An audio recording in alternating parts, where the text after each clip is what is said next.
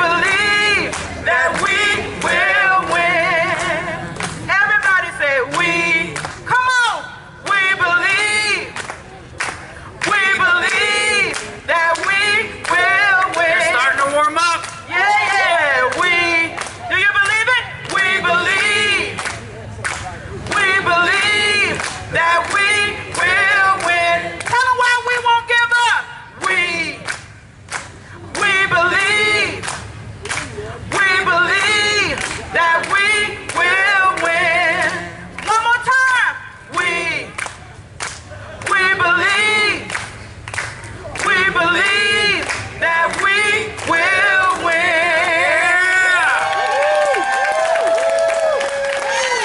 Thank you, BJ.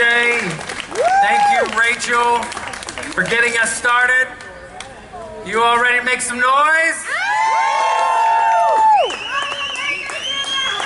Yeah, all kinds of troublemakers all along this front row right here.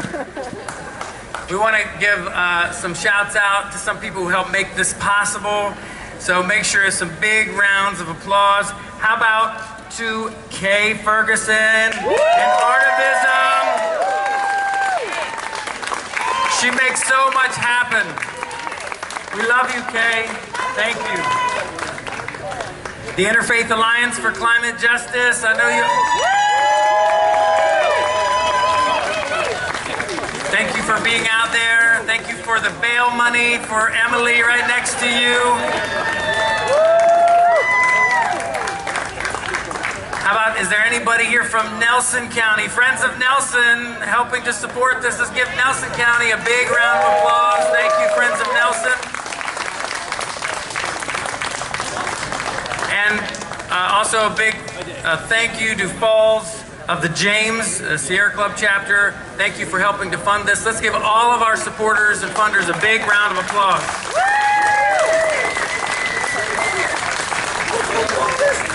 So we got a packed agenda today. We got all kinds of things to talk through. We got Reverend Yearwood to hear from later, Corinna Gore.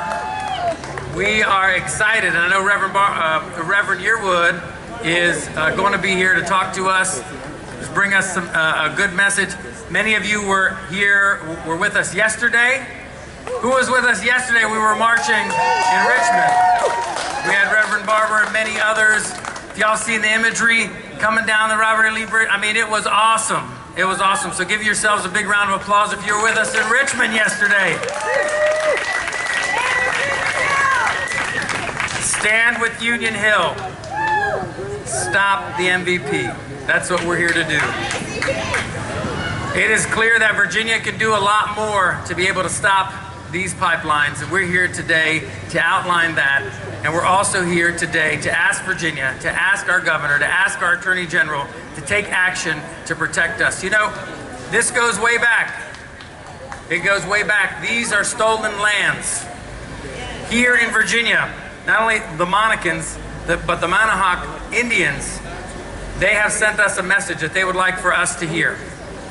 Unfortunately, Desiree can't be with us today, but she lives in Catawba in Roanoke County, and her children are members of the Monacan Indian Nation. They moved to this area and were raised in Amherst, Virginia, and they have a deep connection to their historic tribal homeland. So returning Southwest Virginia back to them is critical. Yes. Thank you, Bert, and thank you for everything that you do.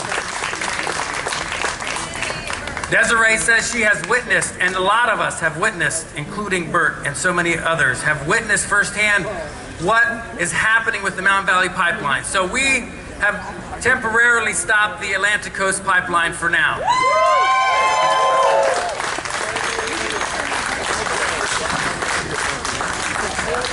The bad news is that parts of the Mountain Valley Pipeline are being constructed right now. We've seen the damage. We've seen through erosion and sedimentation. We know what is up. Desiree wants to tell you to please stand with the native peoples of Virginia.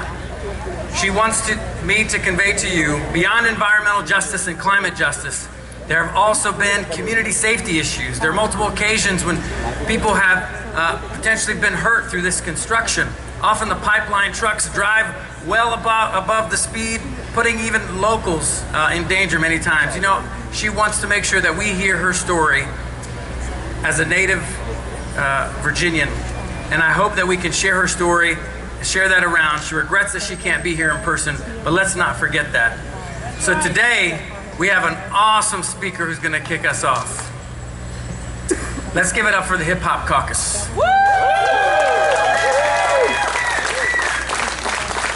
You know, there's a man who's with us today who currently runs the Hip Hop Caucus, but he has been operating at the intersection of generations, the intersection of these struggles. He wants to make sure that we empower people from all walks of life, from all ages, to try to make sure that we're fighting for our future. And it's pretty cool that we have the president of the Hip Hop Caucus, y'all. Reverend Yearwood is gonna come up here and get us going. Let's give a big round of applause. You need to wake up. Wake up for Reverend Yearwood. This man has marched all across this country, came to Leesburg to help us stop the Mountain Valley Pipeline. Reverend Yearwood, we are honored to have you.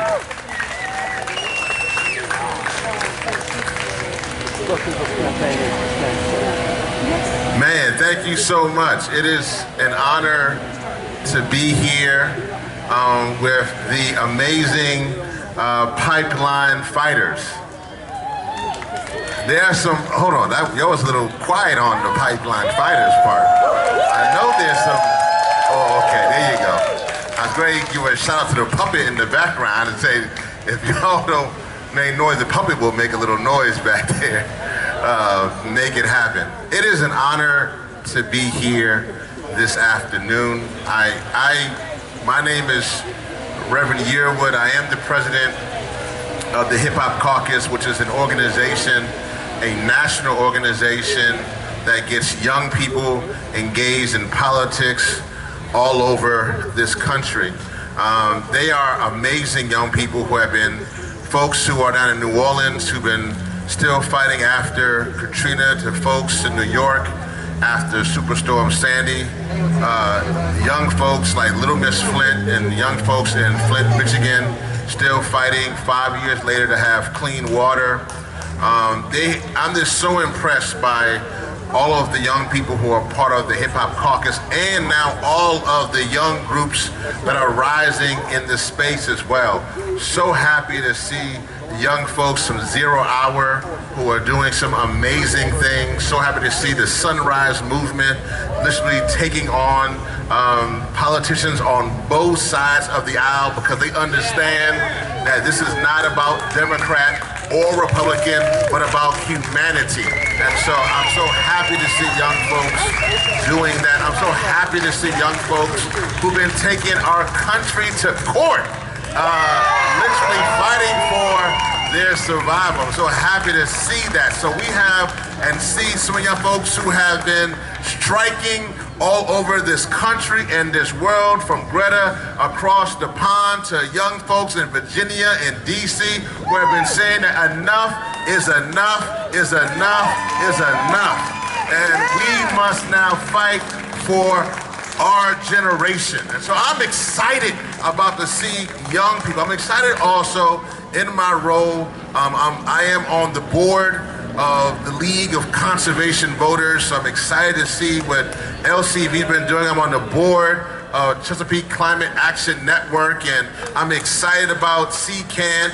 If you just don't know, CCAN actually is a great organization, and they're raising money. So if you want to win a Tesla, they actually have a Tesla for raffle at CCAN. You just go to this, just go to CCAN, and you can.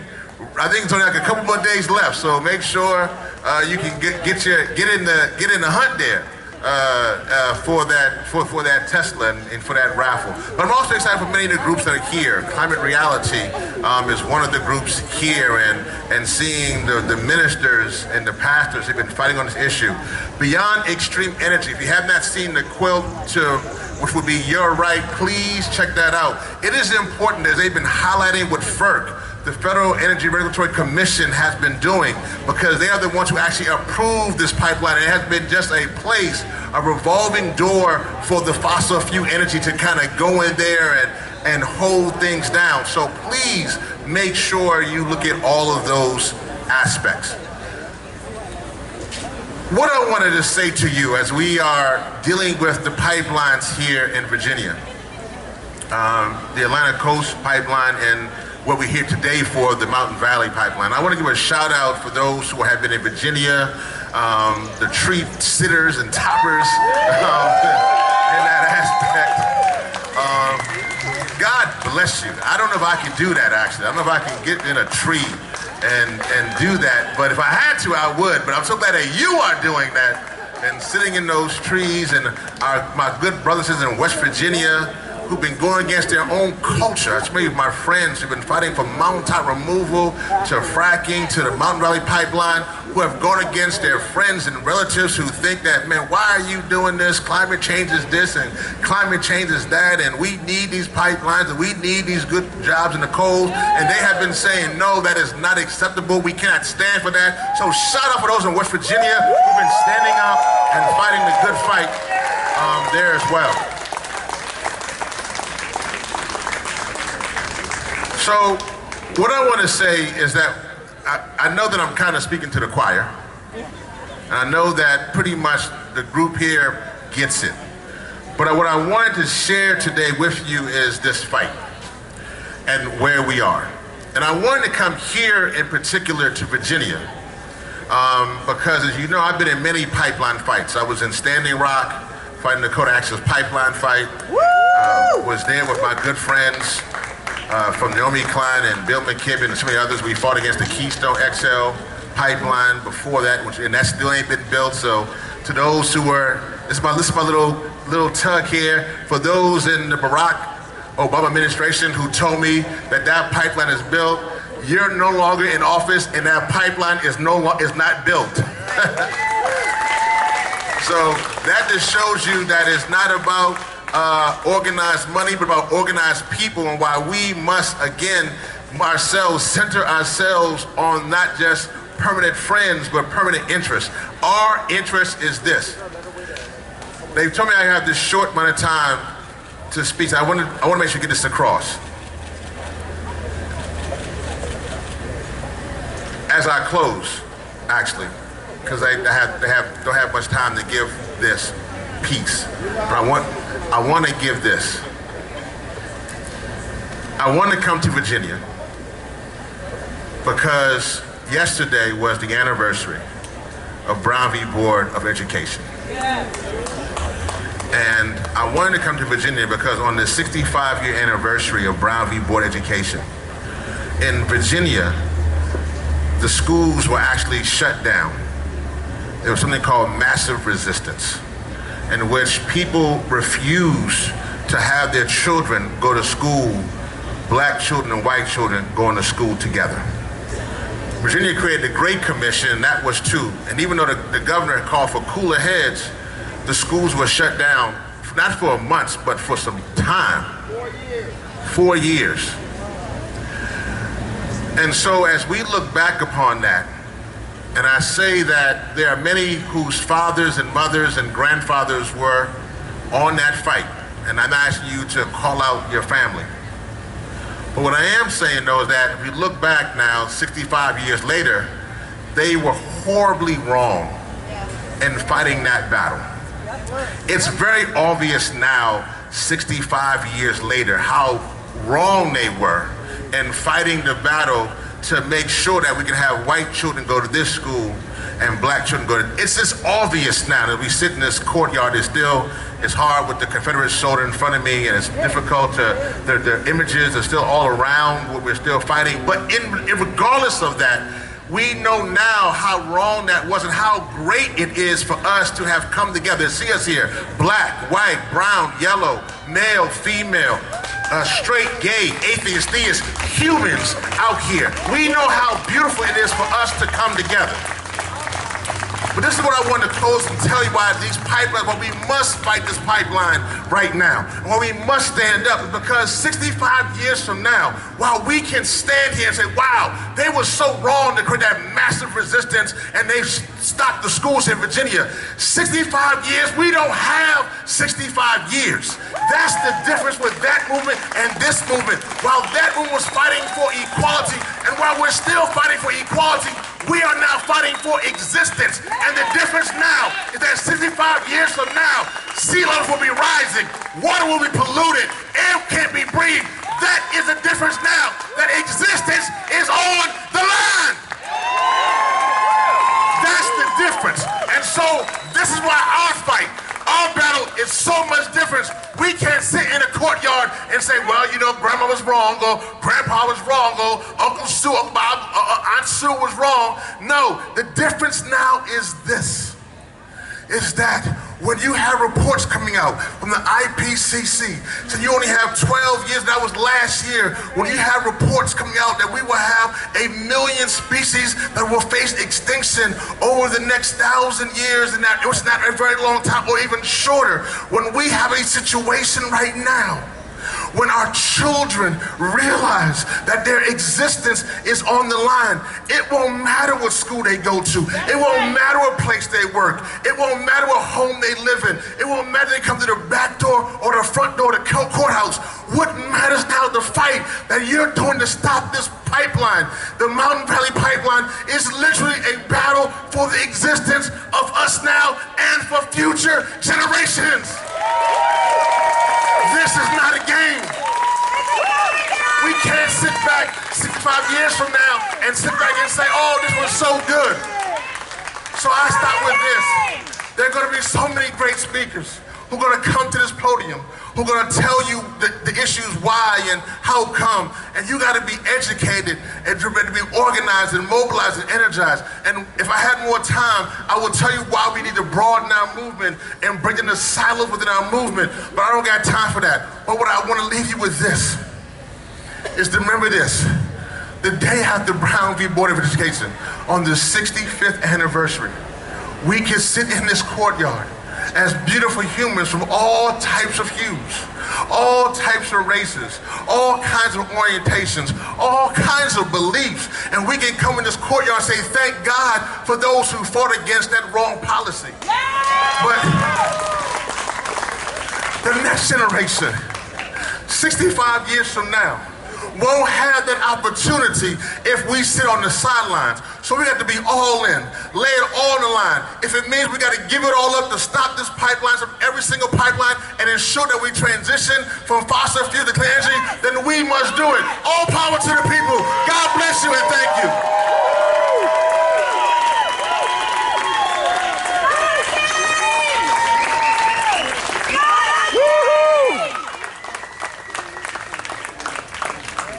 Give it up for Reverend Yearwood. Thank you for that powerful sermon and prayer. We have a lot of people praying for us. We have our local pastor right here. Alice, will you please raise your hand, from the Unitarian Universalist Church here in Loudoun County. Thank you for praying for us. We have Pastor Paul all the way from Union Hill here praying for us.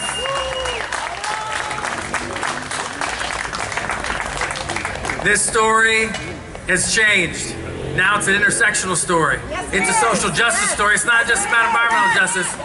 This is about justice for the Mountain Valley Pipeline. There's a delegate here who's with us. You know, I was the only delegate, Democrat, in all of Western Virginia for many years. You left me all alone. And then you sent me a friend to double the size of our Southwest Virginia Democratic Caucus. Give it up for my friend, Delegate Chris Hurst.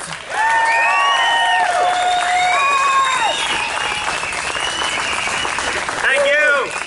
Thank you. How are we doing in Leesburg today? Can we get an amen on what the Reverend just said? How can anybody follow that, possibly? Amen. I represent the New River Valley, part of Blacksburg, about 40 some odd miles of where the Mountain Valley Pipeline is set to leave a scar throughout Giles and Montgomery County in the 12th District that I represent in the House of Delegates. But we are up here in Leesburg, and I'm happy to be here because we continue to spread our message far and wide outside of the district, outside of Southwest Virginia, even here in Northern Virginia, here in Leesburg here this afternoon, to say, we're not going away, are we, folks? Are we going away? Must we go away? Can we go away? Shall we go away? Could we go away? No way. And we are here to say that we are going to continue on this fight for as long as it takes. You know, I used to be a television reporter, used to sit on the sidelines and just observe and report on what was going on the field and the fray. But I can remember almost 5 years ago going up to Bottom Creek in Roanoke County, a Tier 3 protected waterway by DEQ, and interviewed a family there who said, not only is our property going to be threatened, but this pristine waterway is going to be trashed by the construction of the Mountain Valley Pipeline. And in the years since, so much advocacy and so much pressure has been leading up to many gains and many successes. Stops on work, lawsuits being filed, and yet we still need to make sure that we continue to redouble our efforts to try and stop the Mountain Valley Pipeline. It is not just about taking away people's private land for corporate greed, when it is part of the problem. It is not just because we are going to be destroying hundreds of waterways in West Virginia and Virginia to construct this pipeline to frack gas and eventually ship it overseas. It is not just because this is a titular fight of the big guy versus the little guy. And I don't know about you, but I am tired of bullies calling all of the shots in Richmond and all across Virginia. And I am ready to see change once and for all, but we need more people in this fight. That's why we are here in Northern Virginia this afternoon. It is not just a matter of money and politics that has led us to stalemate after stalemate and impasse after impasse. It is also because of a lack of political courage and political will. And that doesn't cost a dime. All that costs is a little bit of yourself and a check of your values and your ethics and your morals and your beliefs. And everybody can look themselves in the mirror and say, there is no reason why either the Atlantic Coast Pipeline or Mountain Valley Pipeline should be constructed. There is no public necessity for them. There is no need for them. There is no use for them. And we need to still hold the feet to the fire of our regulated utilities because they may put in more renewable energy, but it needs to be part of our actual fuel portfolio and not just laid out there and not even used. We need to make sure that we go farther than just stopping these two pipelines and totally making that hard pivot. As we heard and continue to hear, we have maybe a decade, if we're lucky, to make lasting change to prevent that last degree increase on average of our seawaters. When we have children who are going up talking to elected officials who have been in politics for decades, and they are more educated and are more realizing the urgency of the problem, we know we have an issue here. What the Sunrise Movement is doing is fabulous. But how shameful is it that on this issue and on other issues, our children are the ones who are leading the efforts, and the adults and the elected officials are the ones who are following behind. That's why all it takes is political will and political courage. And you need to demand that out of elected officials like me, because I can tell you that there have been times already in my first term. Sam is a model legislator for how you stick to your morals and your ethics, no matter how hard up against the rocks you're going to get crashed. I can tell you that I have been tested, and in some points I believe that I have failed, but I am standing here before you again to redouble my efforts and recommit to you wanting to fight for those who have been directly and indirectly impacted by both of these pipelines. Thank you. And one of those people is Jamie Hale, who lives in Giles County, is a constituent of mine and a friend, and is also someone who, when construction was going on and direct action was going on the Appalachian Trail nearby, he decided that he was going to take it upon himself to actually be able to support Nutty, who was up in that tree for so many days. Supporting that direct action effort that was going on in Giles County. Jamie made his own trail. So you have the Appalachian Trail, and then you have Jamie's trail off the AT. And he did it so that he could show support for the people who are actually putting themselves, their bodies, their spirit on the line in this fight against these two pipelines. Jamie Hale.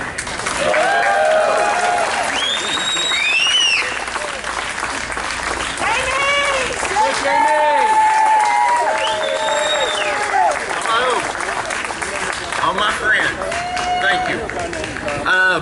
As he said, my name is Jamie Hale, and I am ground support for tree sitters. Thank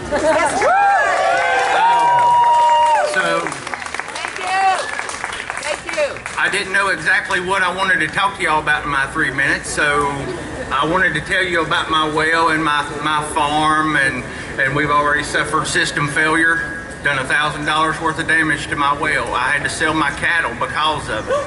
I have 2 dry ponds that are course fed because of what I believe is construction by the Mountain Valley Pipeline. I don't want to talk to you about that. I want to talk to you about direct action.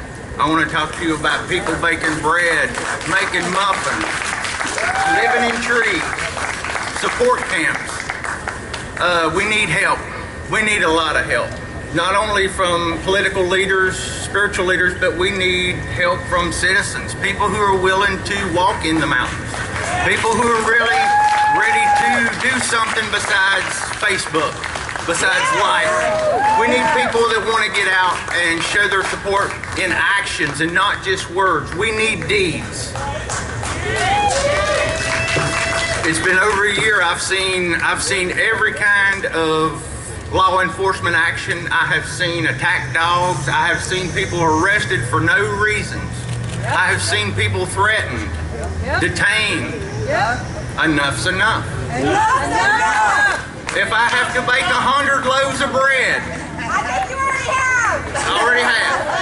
I'll bake another 100. But we need help. We need help from Northern Virginia, from Eastern Virginia. We need everybody. We need West Virginians. So support Appalachians Against the Pipelines. They are your direct action. Please support Appalachians Against the Pipelines. Thank you.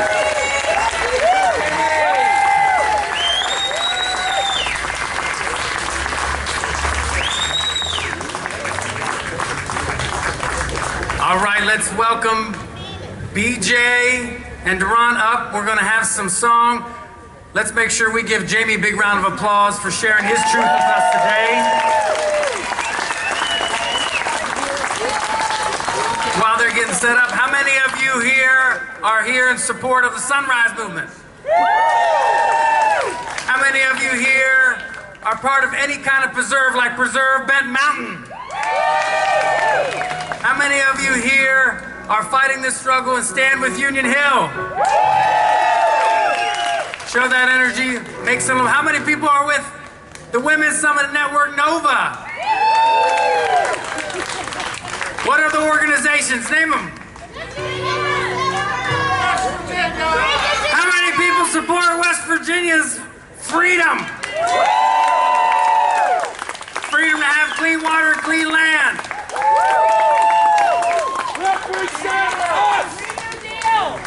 How many people support a Green New Deal in Virginia?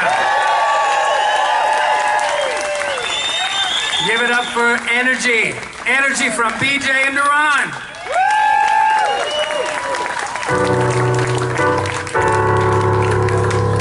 I am proud to be a part of the Sun Sing collection. It's good to know you sing with the purpose. And I just want to encourage everybody out here today to hold on, because we will win, which means we know everything will be all right.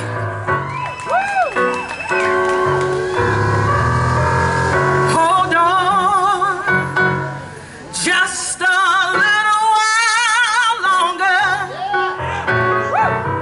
Hold on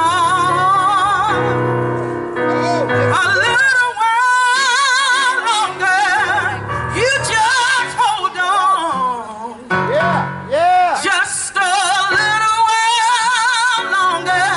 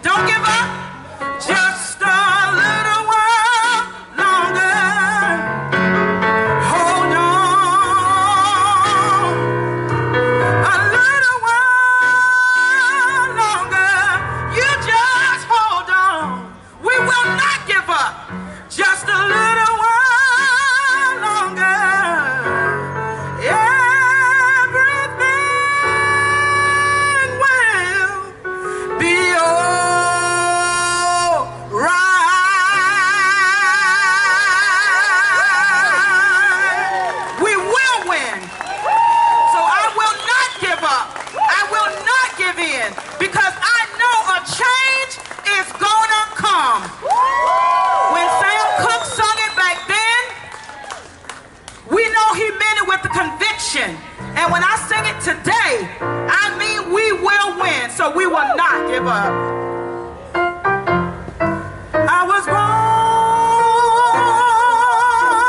by a river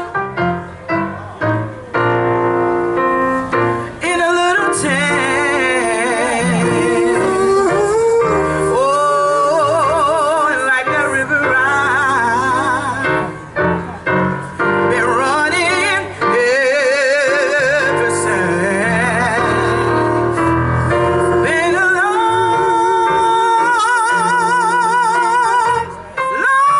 time coming, but I know, do you believe? I know, change is gonna come.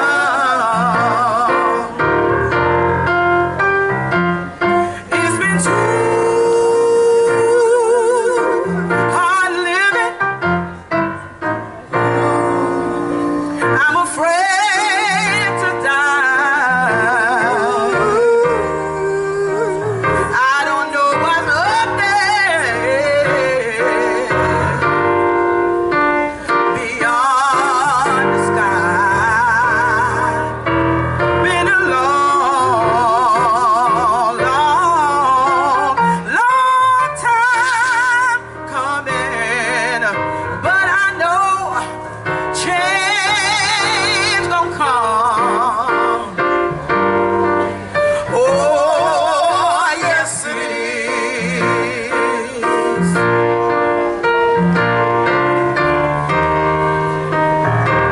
So I go to my brother. Oh, and I'll say, brother, will you help me, please? Would you help me, please? Just like Northam, you wind up knocking me back down on my knees. Oh, there were times I thought I wouldn't last too long, but now I know I'm able to carry on. Been a long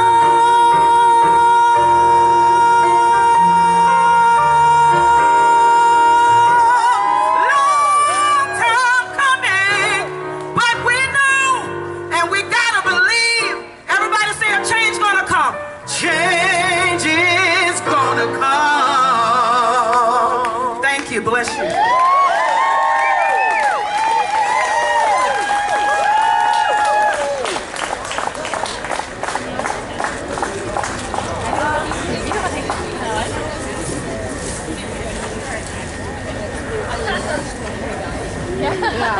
Thank you, BJ. BJ and Deron actually come all the way down from Southwest Virginia. They came up here to loosen up all you suburban stiffs here in Northern Virginia. I think y'all are starting to warm up, aren't you? Yeah. Well, we're here to talk about action that Virginia can take, and Virginia's top attorney is our Attorney General.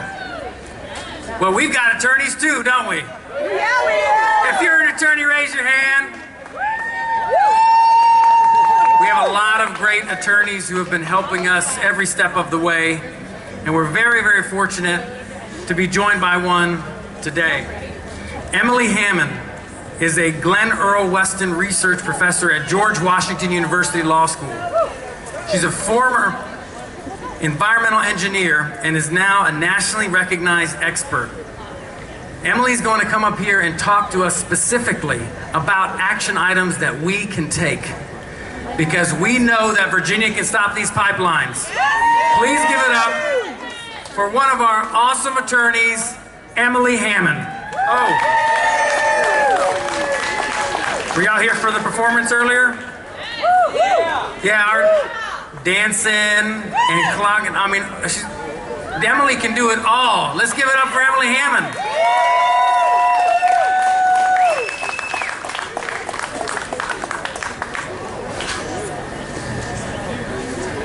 Good afternoon. Thank you all so much for being here today. I speak as an Appalachian in Northern Virginia.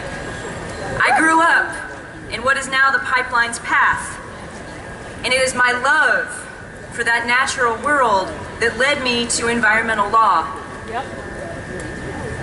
When I teach my law students, we start with the values, the ideals of law. Law is supposed to value the voices of those impacted by the energy industry. It is supposed to value our natural world. It is supposed to protect us against arbitrary decisions by the government. The Mountain Valley Pipeline reveals the deep flaws in our legal system. I'll tell you about a few of those before I talk about what we can do.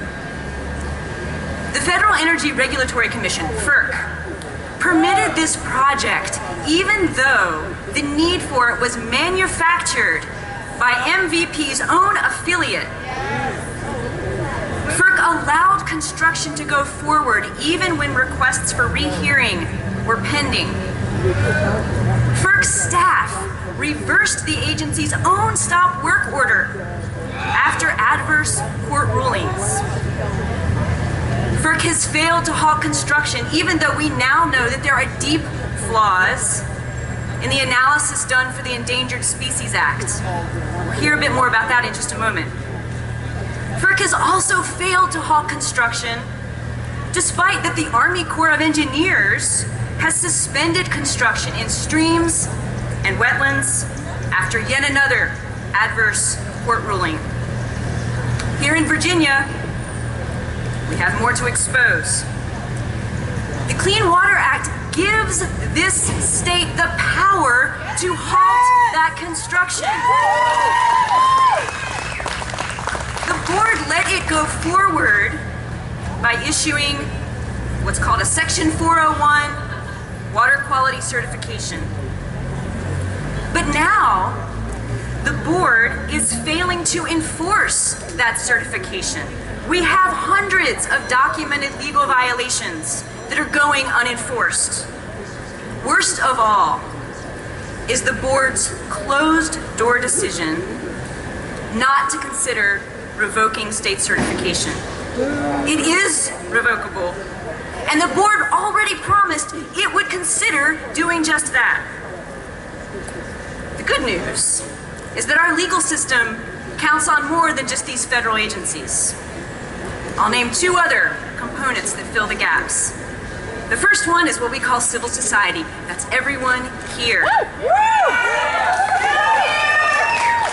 That's everyone who refuses to be silent in the face of injustice. And I want to particularly acknowledge the people who are not here today because they are sitting in trees. They are locked to equipment. And they are being supported by people like Jamie. There's a second component of our legal system that brings us here today, and that's our elected officials. And I'd like to thank our delegates who are here and supporting this cause. What else can be done? This is where we get to Attorney General Mark Herring. In the state's lawsuits against the MVP, what we need is an injunction against further work.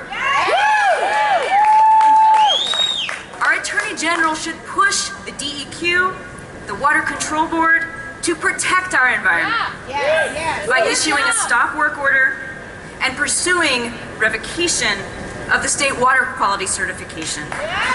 And by the way, what else does it need to stop? The compressor station. Attorney General Mark Herring, we need you. Protect Appalachia, protect the rule of law. It's now my honor to introduce the next speaker, Tammy Belinsky.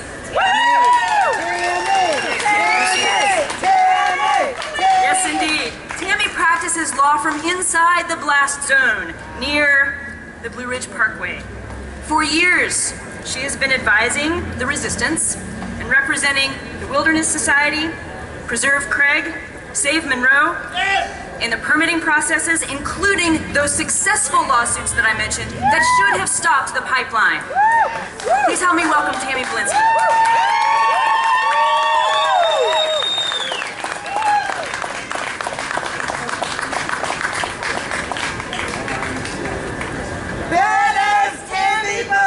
Thank you, guys.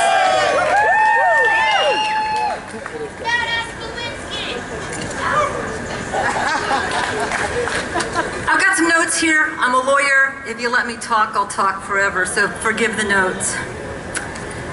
About 2 weeks ago, the chief judge of the federal district court in Roanoke told me that all he knows about the Mountain Valley Pipeline is what he reads in the newspaper. But that his impression of the legal process is that it is a mess. Those are his words, not mine. And it's an accurate assessment. That's why we need lawmakers like Sam Rasool and Chris Hurst and the other politicians who are here today who will work to change the laws that have allowed FERC to operate recklessly. The Mountain Valley Pipeline is a reckless pipeline. Scandalous! Scandalous! It is scandalous, scandalous. The latest issue in the legal mess is revealed in a bombshell letter that shows that the project is in violation of the Endangered Species Act. The letter from the U.S. Fish and Wildlife Service asks for information that should have been asked and answered before consideration of the certificate to operate was granted by FERC. And it's not just a technical violation. The letter includes evidence that harm has likely already been caused to the Roanoke log perch, a fish whose survival has been in recovery for 30 years. And we know it. Anybody who's seen the damage on the North Fork of the Roanoke River knows of the harm to the Roanoke log perch. The letter from the U.S. Fish and Wildlife Service should be recognized as an admission of the federal government's incompetence to regulate in the public interest. Nevertheless, to be in compliance with the law, FERC must stop work and reinitiate the formal consultation process with the U.S. Fish and Wildlife Service. There are some postcards on the table, on the Sierra Club table. There are some here on the power table. We're collecting them. Please sign the 3 postcards on the table before you leave today. The Commonwealth must ask FERC to stop work. The Commonwealth has authority and jurisdiction under our own endangered species laws that they are ignoring.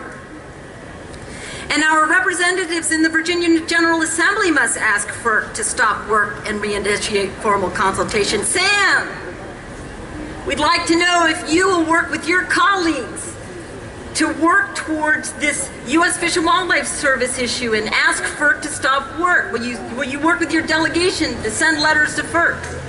I'm proud to work with Chris Hurst and Delegate Ibrahim to send those letters. Thank you. Thanks everybody for being here today. We're not giving up. We're not going anywhere.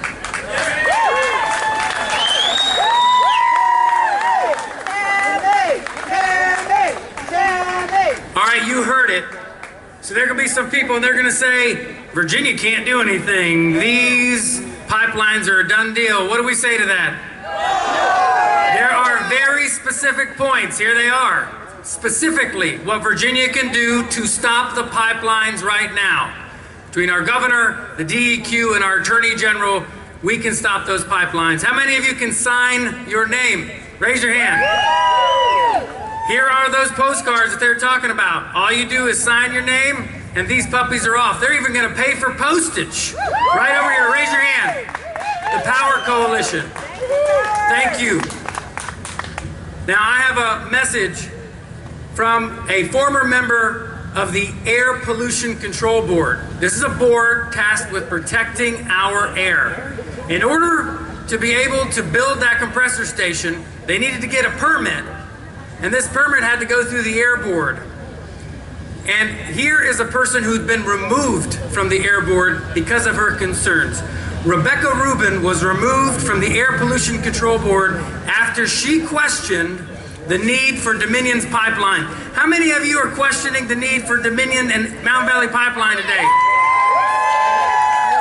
She was not able to join us, but she sent this. We've been lied to. We've been brushed aside, but you all know that already. What you may not know is that the positive difference you are making every day, all the time. As an Air Board member, I felt alone at times in my views. But then, seeing all of you there at critical Air Board member meetings, in person, showing resistance. Some of you showing resistance in different ways, a couple of you getting arrested. The truth is out for all of you. While work on the MVP must stop. How many of you are in favor of stopping work on the MVP? You must move forward with confidence with your plans to block the tremendous harm to wildlife, ecology, homes, farms, and ecosystems at large. That will be done by the Mountain Valley and Atlantic Coast Pipeline. If there needs to be an MVP, let it be you, the most valuable persons.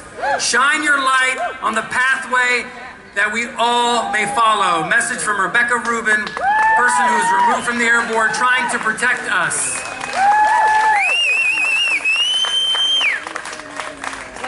I hate bullies. Chris said he hates bullies. Mark Keem is here. He said he hates bullies. Delegate Ibrahim hates bullies. We are ready to step up. Are you all ready? Our next invited speaker comes all the way from Elliston. Give it. Anybody ever been through Elliston? You all need to know about Elliston, because you know, who knows what's happening in Elliston right now? There are tree sitters who've been up there for like 9-10 months, 200 and something days. Our next invited speaker, Crystal, lives in Elliston, near the route of the Mountain Valley Pipeline. She's a single mom who struggled. Come on up. The family, how are you? Let's give it up for this family who's here to join us and tell us what they have seen firsthand and the injustices that are happening right now. Please introduce yourselves and then let them know what we can be doing to stop this pipeline. Okay, so my mom was not able to make it because she was in she went to the tree stand and went up a tree. She's been in training, so I came here to talk for my mom. My name is Braylon Mello.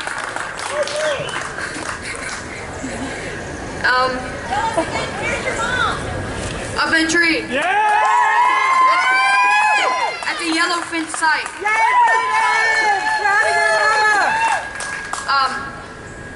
It's. I think we should. I don't really. I'm just going to keep going.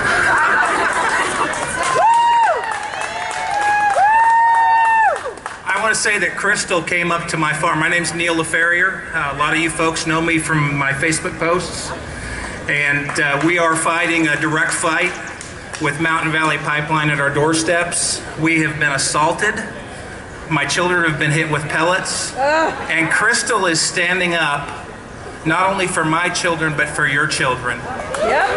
And all of us need to be willing to take that stand.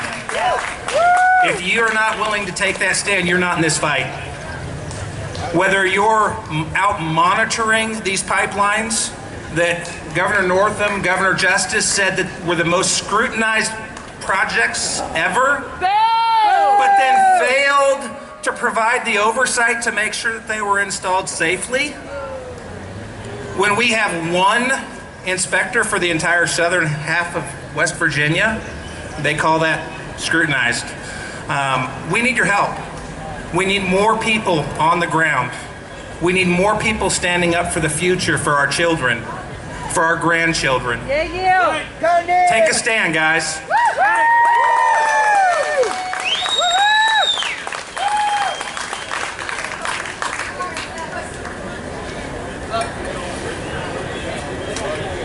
Let's give it up for Braylon, and let's give it up for the whole family. Crystal has a message. I'm a cleaning lady. I'm not a scientist, I'm not a lawyer, I'm not a professor, but I know what does not make sense. Thank you for being here. Next, we've got some spoken word from my dear friend, the leader of the resistance, a woman who I can never please, but I'm working on it. You strive for perfection knowing I'm never gonna get there, but we love all of your energy. Mara, come on up and give them some word.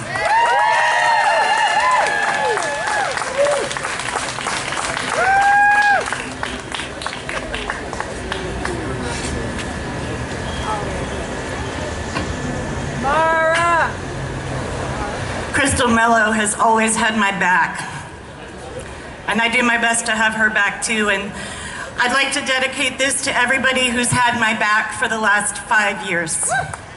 Thank you. Expiration date. I was broke. You sent a leftover gift card to Target saying, "Spend it soon. It's a new moon, so exhale. Lose the lack and seek the stars, darling. I've got your back, and the universe is closer than so far away." What if we call those stars ours and hold them close as truth? What if we are ruthless about our rivers, collaborate with our mountains, stand with those who stand? We live in the middle of what we thought was an unsolvable riddle, but it actually has an answer that we ask each time we take a drink of water. What if the task is to bring those stars closer? What if the most important thing we could do is to see each other through, to get beyond the me and you, the us and them, treating each other and our planet as beloved community, reaching through isolation into unity? We've got bones and stones and the roof of the roots under our feet, and you never know who you'll meet when you're open, when your heart starts to grow along with each blade of grass you pass and the streams become your dreams of how you'll flow. You'll know then, I swear, when the very air becomes a prayer that seeps into your being. Then you'll be seeing how our subdivided lives go by in vehicular constriction, ash splashed upside the kindness that we will still fold golden into this dirt that holds us, this ocean that molds us, salt and skin, and that effortless best we provide when we do not hide what we come to from within. And this is how we'll win. When we cease to seek ourselves as competition, instead a sweet rendition of mending this beating muscle, not the hustle of more at the core of everything we do, but the reconciliation of what feeds us coming through. These stars, this sun that rising every morning could be a comfort, not a warning of the warming. There is no turning back. And yet if we don't learn, the lack of ground to stand on will never land in the kind of sound that could surround us with belonging and choosing not to use all the wrongs that we thought were the songs we were supposed to be singing. A new tune is ringing through.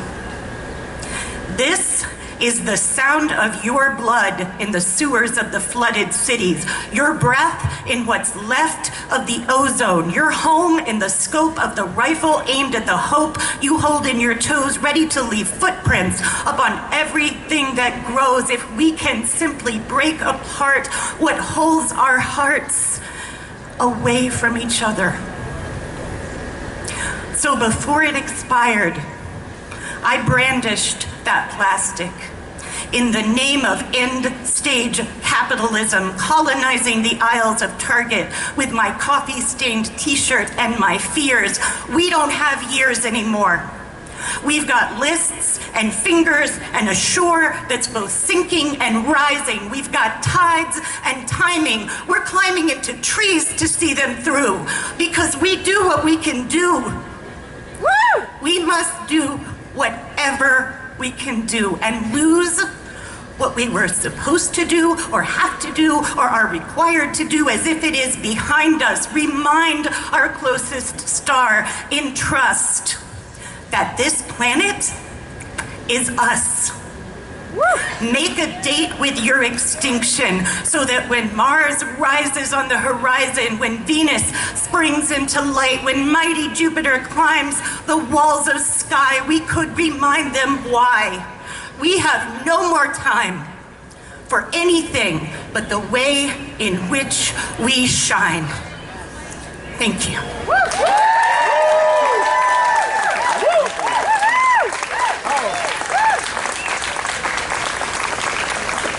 Give it up again for Mara.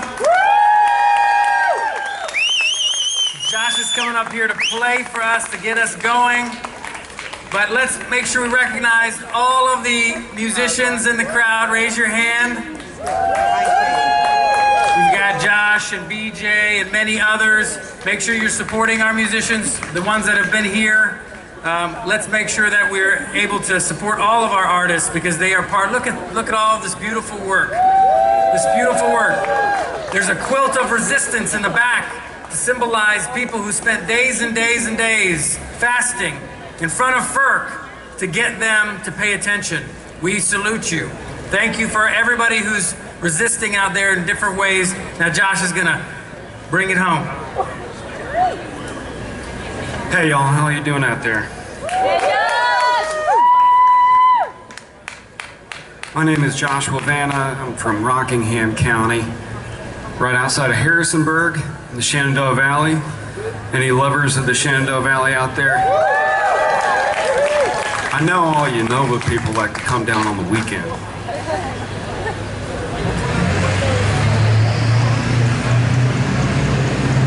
And, you know, history repeats itself, y'all. And, you know, as a musician, just kind of notice songs that have been around for a long time that keep helping us tell our story. And they get more and more real and more powerful as time goes on. So I like to look back on those songs now and again and think about what's changed, what hasn't, what's remained the same. And I like to play this old song called Mother Earth by this guy Memphis Slim. And it was written almost 70 years ago, and it's like an anthem for today. And I think if you listen to the lyrics, you can probably think of one or two people maybe in Washington over there that you'd like to send them out to. But it's about, you know, there's an equalizer, and our equalizer now is becoming extinction as we pointed to now. So the song is called Mother Earth.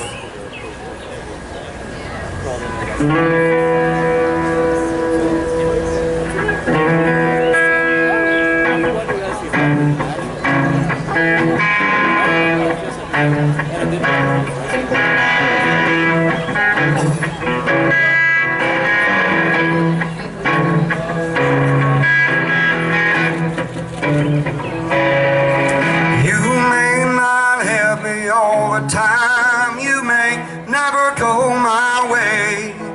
Mother Earth is waiting for you. That's a jet you got to play. I don't care how great you are. I don't care what you were.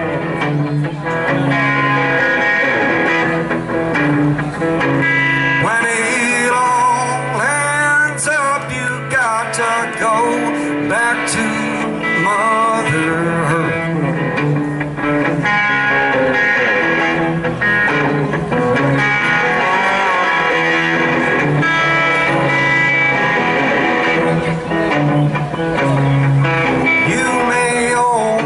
A city, some diamonds and some pearls.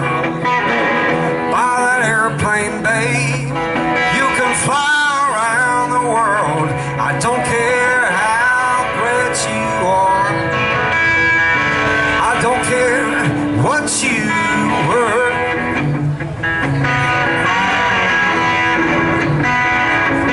When it all ends up, you got to go back to Mother Earth.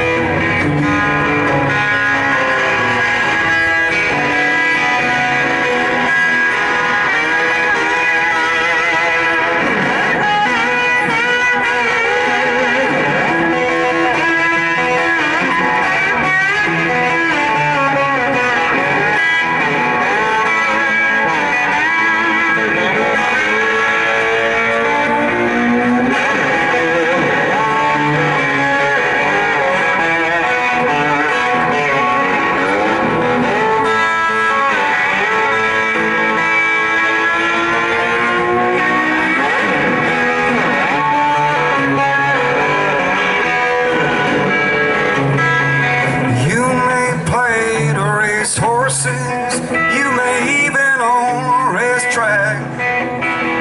Have that kind of money, babe, to buy anything you like. I don't care how great you are. I don't care what you were.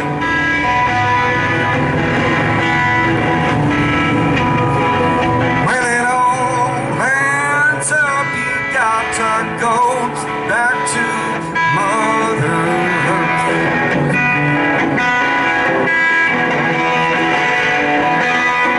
When it all ends up, you got to go back to Mother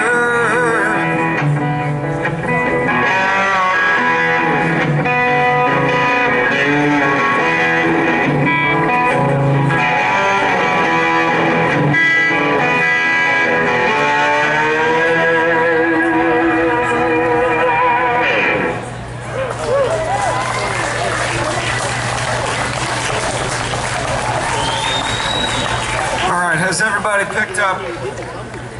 picked up some of these? Are you looking at what I'm holding here? Don't go home without these. Don't go home without maybe a few for your friends. You can get them sent off here at the power tent, protecting our water heritage rights.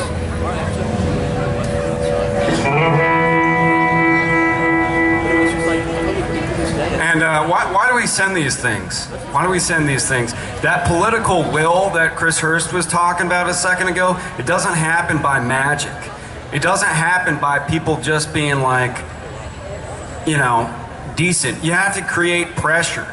We have to remind these people that they need to do their damn jobs. All right? So are we going to make them do their jobs? Are we going to make Mark Herring, Attorney General, supposed champion of social justice, we're going to make him do his job? Yes! I think he's reemerging. Are we going to make Senator Tim Kaine do his job? Yes! Are we going to make Matt Strickler, Secretary of Natural Resources for Virginia, do his job? I think we ought to, right? I think they've been skipping out. They've been skipping out of the office early. Probably going out to the Shenandoah Valley to have a good time. All right?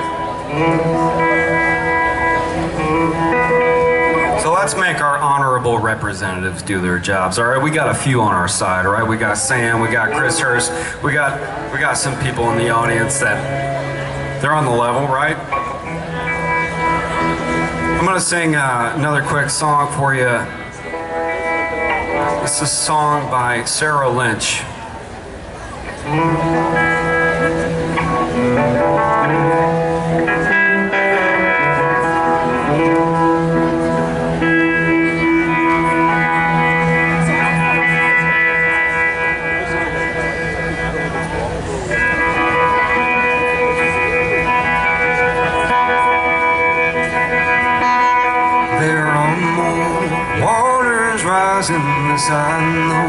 This I know, there are more waters rising. This I know, there are more waters rising. They will find their way to me. There are more waters rising. This I know, this I know, there are more waters rising. This I know.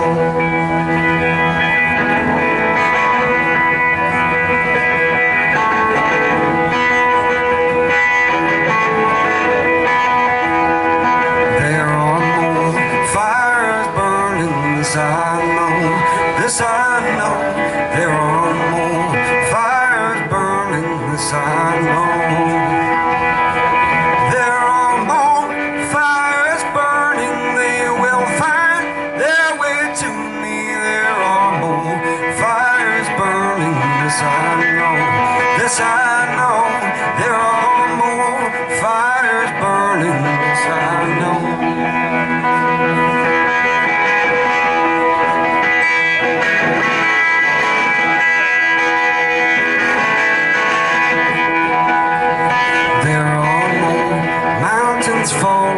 This I know, this I know, there are more mountains falling. This I know, there are more mountains falling. They will find their way to me. There are more mountains falling. This I know, this I know, there are more mountains falling. This I know.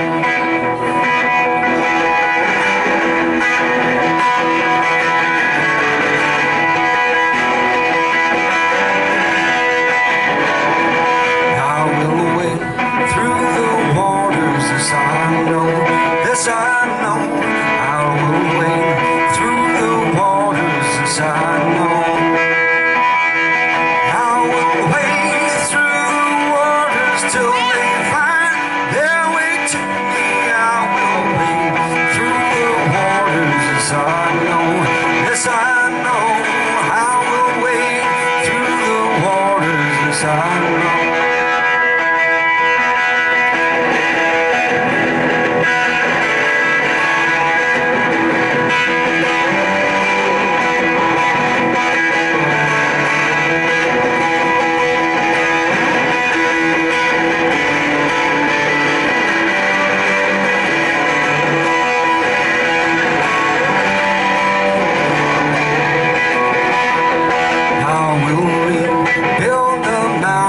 This I know, this I know, I will rebuild the mountains. This I know,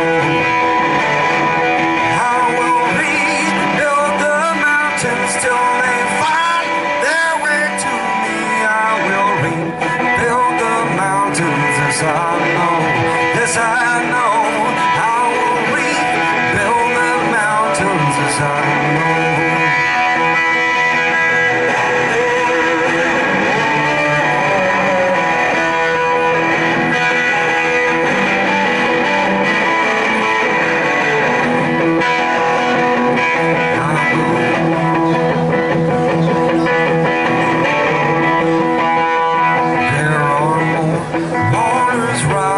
This I know, this I know, there are more waters rising. This I know,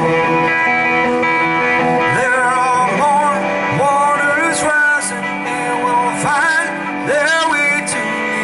There are more waters rising. This I know, this I know, there are more waters rising. This I know.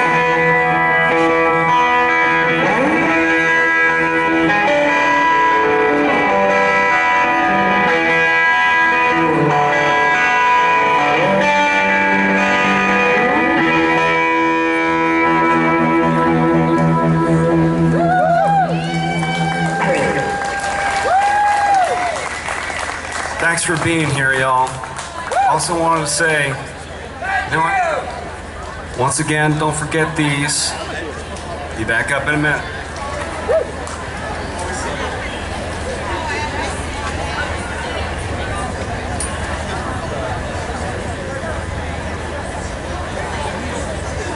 All right, let's give it up for Josh. From the State House to the courthouse, they're hearing our music, they're hearing our voices. Oh, you guys can do better than that. We don't want no pipelines. No stinking pipelines.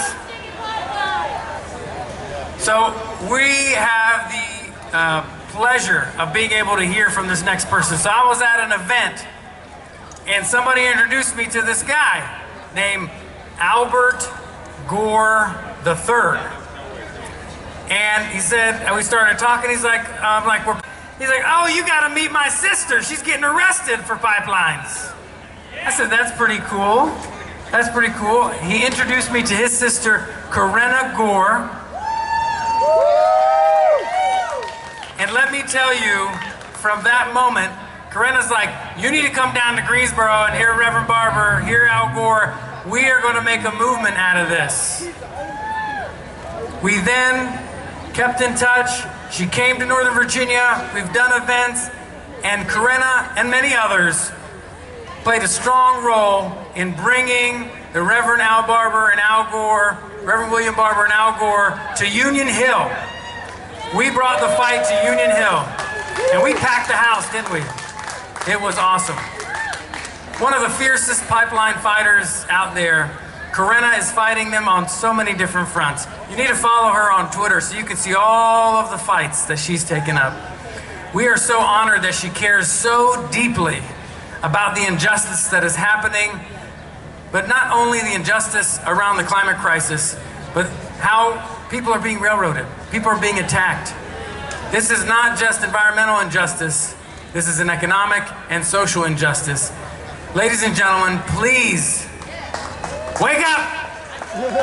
Please give it up for my dear friend, an awesome fighter, a person who's going to help us stop these pipelines, Corinna Gore.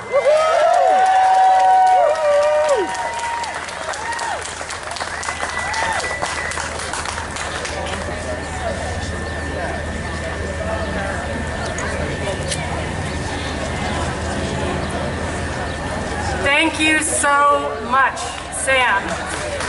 Thank you for inviting me here. Thank you for making me more aware of the dynamics here. Thank you also to Emily Satterwhite, everyone in this community who invited me to come and speak.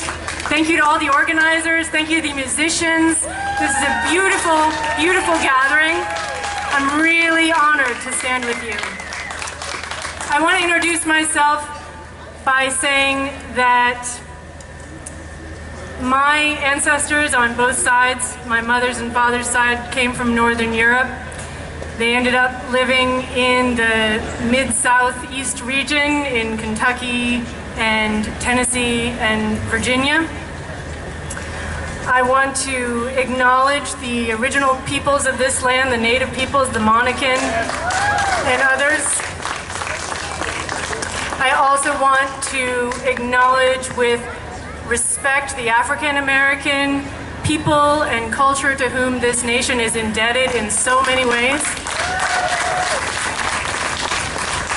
And I want to say to each and every person, including those who came from other backgrounds and other walks of life and are here together, that we should all take a moment and think about our ancestors. Think about, is this the back thing happening? Hi. Think about our ancestors as we think about our future generations. We all stand here representing so much more than just our individual selves. Let's identify with those in our ancestors who were the healers, who were the truth tellers, who were the peace builders. Let's bring them in here as we do what we need to do in this very extraordinary time. Epic course correction time. I want to say that actually it's my mother's family from Virginia, so I also stand here thinking about Mother Earth, thinking about my maternal line, lifting up that whole source of nurture and that those people, those many, many people in movements past who haven't always been as acknowledged as leaders. In thinking about that maternal line, I lift up all those women who are here in the movement, all the men too, all the non-binary people. This is real strength coming together. And yesterday in Richmond was really exciting and really beautiful. We stood together. We stood with the people of Union Hill to say we are all Union Hill. We will not tolerate a fracked gas compressor station in this historically African-American community. And we also stood together to say we see through this. The Atlantic Coast Pipeline, the Mountain Pipeline, all these fracked gas pipelines, it's all connected to the same wrong-headed thinking. And you remember that cartoon from 1754 that said join or die, with the serpent and the different sections of what were then the colonies of the United States. Well, they're trying to segment these pipelines, they're trying to confuse us with these processes, but we see the big picture, and we are joining, and we are surviving. I want to say thank you to all the other powerful speakers here before me. Reverend Yearwood I last saw in Standing Rock. Really respect his work. How wonderful to see him there and get a chance to talk to him next right here in Leesburg at this gathering, which takes that spirit to protect our air and our land and our water. The truth is, and also I want to say just to all these activists, I have so much respect for this community here. Thank you for standing up. Thank you for sitting in trees. Thank you for all the different ways. And there are different callings in this time. There are so many ways to step up and fight these pipelines. And I myself, having participated in nonviolent civil disobedience action, know how that can feel when people say, isn't that extreme? Isn't that radical? And what the truth is, what is extreme and what is insane is to pretend that nothing is wrong right now. To stand by and just let this trajectory unfold of more and more fossil fuels being dug up and burned when we know exactly what is at stake. So thank you to these courageous activists who are here. We're here very specifically, on the one hand, to call on Attorney General Mark Herring to stop the Mountain Valley Pipeline. And we know he has what it takes. We're also here to call on other people to come off the sidelines and to join. And it doesn't matter that it's not a crowd of 200,000 people, because the strongest movements in the history of this country have been with really committed, visionary people who come together. It's that measures the strength. And I look out on this crowd and I see the best of America and what it takes to really change and have progress, not pipelines. The truth is that these pipelines are not needed. They are the product of this wrong-headed thinking that puts profits, short-term corporate profits, over people, community, and planet. And notice I say short-term. Long-term, all wealth derives from the biosphere. This is insane, even for those who are thinking they're making money off of it. So we call on you to step and think long-term. We have been tricked into this illusion that what matters is monetary gains in a short window of time. There are all kinds of metrics that they show us, the stock market figures on the news, and all kinds of metrics that they show us to trick people into giving up the things of most value in this life: clean air, clean water, culture, community, and to allow them to be eaten up by this machine. And the people here are saying, no, there's something more important. We're standing for our land, our air, our water. So, what are the costs? The costs that are not being measured. One, local damage and destruction to our air and water. And we know that Attorney General Herring is aware of some of these. he has brought suit, right? For how many? 300. More than 300 violations. So we know that awareness. We know that the lawyer for the people of Virginia is aware of those things, and that is just the start of it. We've heard from people here. There are people who have been told they're trespassing on their own land to stand up for the future of all humanity as well as the health of this local community. So the local damage and destruction to air and water is one cost not being measured. The second is the health of the planet's atmosphere. So we know there have been these studies recently released. There are 97% or more of the world's leading scientists are telling us it's time to recognize the emergency of the climate crisis. This atmosphere, as we look up, is a thin shell. We've seen the photo of the planet Earth from outer space. This atmosphere is loaded up and full of carbon dioxide and methane. We know that we have to urgently stop putting more up there. And yet, there is this fallacy about natural gas. There are those people that say, along with a very well-planned PR campaign that has turned into a misinformation campaign, that this is a perfectly fine source of energy, that you can be for fighting the climate crisis and for expansion of fracked gas infrastructure. That is not true. The people, we are asking people who haven't even thought yet about climate change at all to look at the science and to hear those voices that have been following this. We need to do the same thing in the Democratic Party. Among people who want to lead on climate change need to take a look at that science about methane emissions. It's very serious to do that. It's a difficult course correction, but we're in a reckoning. This fracked gas infrastructure build-out is happening all over. I'm from New York, so we've fought lots of pipelines there. And it's really hard, and it's up against the same thing. So, the cost not being measured, damage to local ecosystems. Second, the health of the planet's atmosphere. Third, the opportunity to invest in clean, renewable energy. There's an opportunity cost to taking this road. We need to recognize that's a cost. This comes at the expense of a new direction which creates jobs. We know we have solar and wind technology. The battery storage is getting cheaper and easier and more accessible. So let's recognize that as an opportunity cost. And fourth, the principles of self-government and democracy. That is a cost that's not being measured by going ahead with this pipeline. And it was, after all, a Virginian in 1776 that wrote about self-evident truths, that wrote about us all being created equal, that wrote that of nature and nature's God, that we're endowed by our Creator with certain inalienable rights, that among them are life, liberty, and the pursuit of happiness.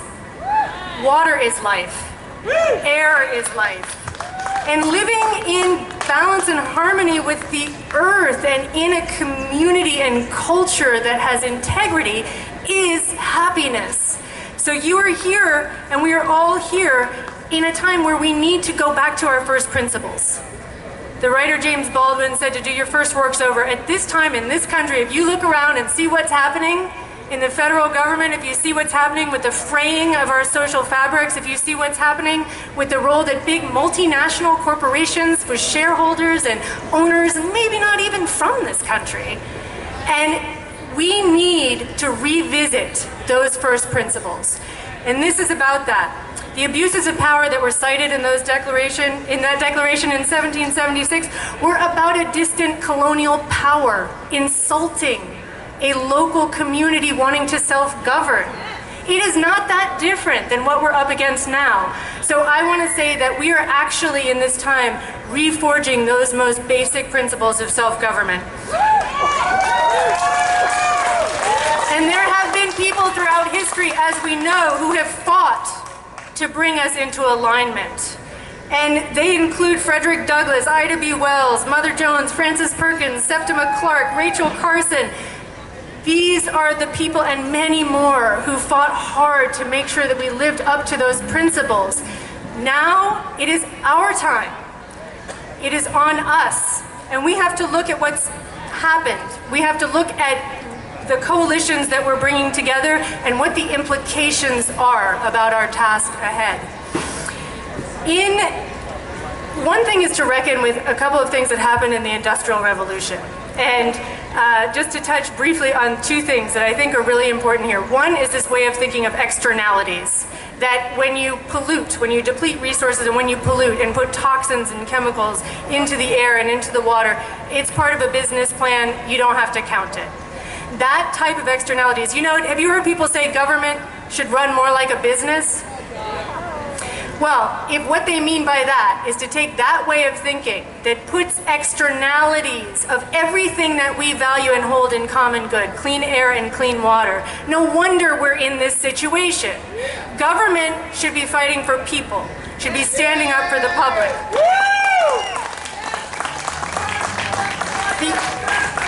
And the people that were correcting course against that new reality of the Industrial Revolution, fought hard to get the Clean Air Act, fought to get the Clean Water Act.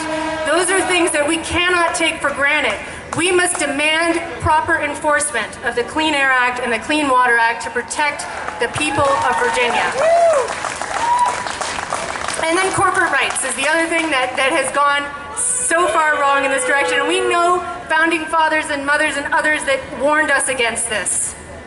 And it's what has happened. And so there are corporate rights against community rights that are coming in, the kind of abuse of power that would come and take people's land for corporate profits, that would disband things like or dismiss members of bodies of public servants like the Air Pollution Control Board. These are major abuses of power that we will not tolerate. And it's important to remember that what is happening is slow violence. Coretta Scott King and others have talked about this. So in asking all of us, and especially those in elected office and those in positions of decision-making in the corporate world, because it is this corporate government alliance that we're up against. We need to ask for long-term thinking, not just short-term thinking, and we need to, Ida B. Wells said the way to right wrongs is to shine the light of truth upon them. And the truth is that when you put poisons into the air and the water, the same activities on the ground, burning fossil fuels that contribute to global climate change, also hurt people's health. And it is a form of violence. It makes people sick. And we know the depletion of our forests, of our beautiful rural areas. This affects people's mental, spiritual, emotional health, as well as your physical health. We will stand against this violence. No MVP.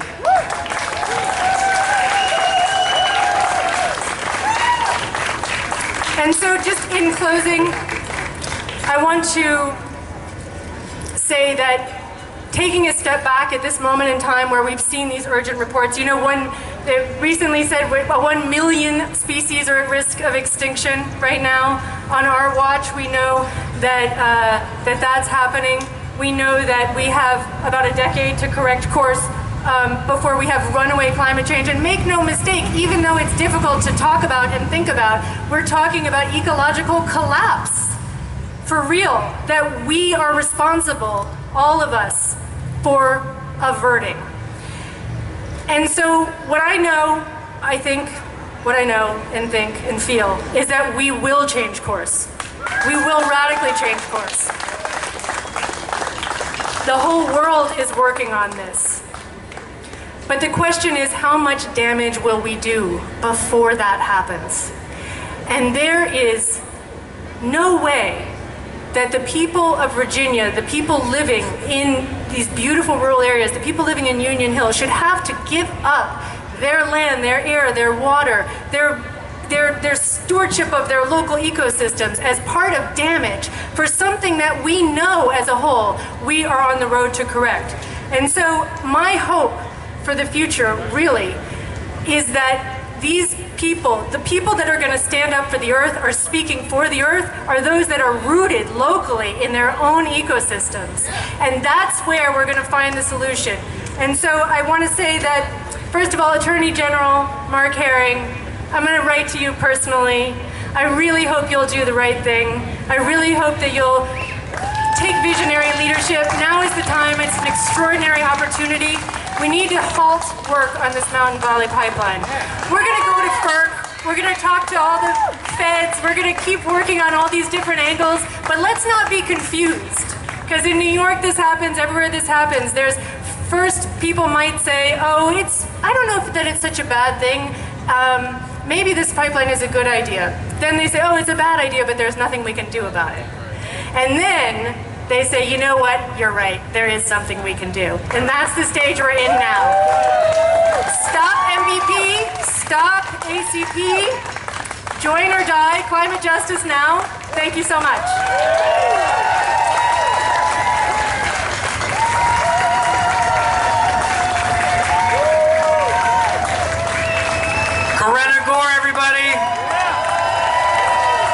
Thank you, Corinna. Thank you for being such a strong fighter for us. Virginia has a long and complicated history with race. That's been kicked wide open this past year. Welcome, Ruby. She's going to talk about environmental racism that's happening right now at Union Hill. Ruby, come share a few thoughts with us. Everybody give it up for Ruby Laurie, a resident of Union Hill.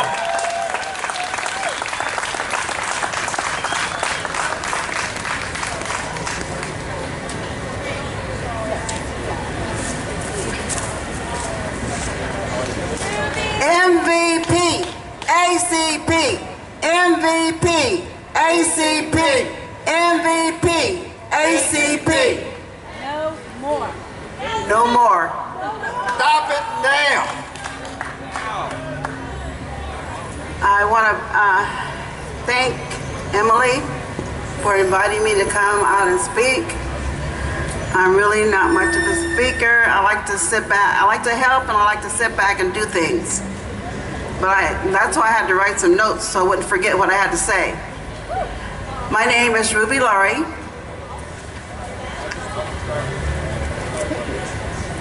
My husband John and I moved here about 15 and a half years ago. I am originally a Californian native. And after being here for a few weeks and a few months, I understood why he wanted to come back to this beautiful country of Buckingham. The greenery,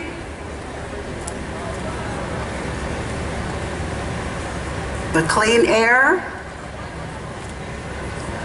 good drinking well water.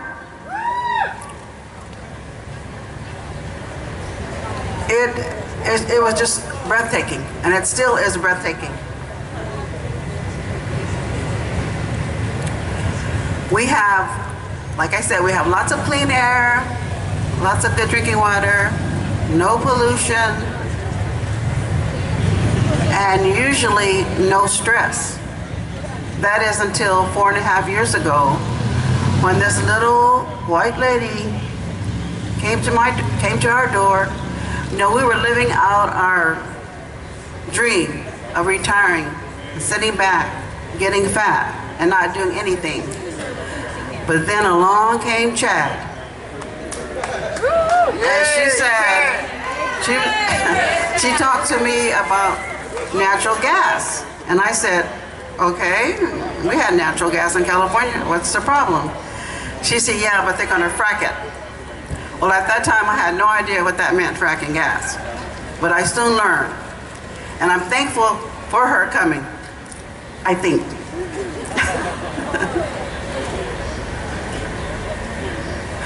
Okay, I have to put on my glasses because I can't see.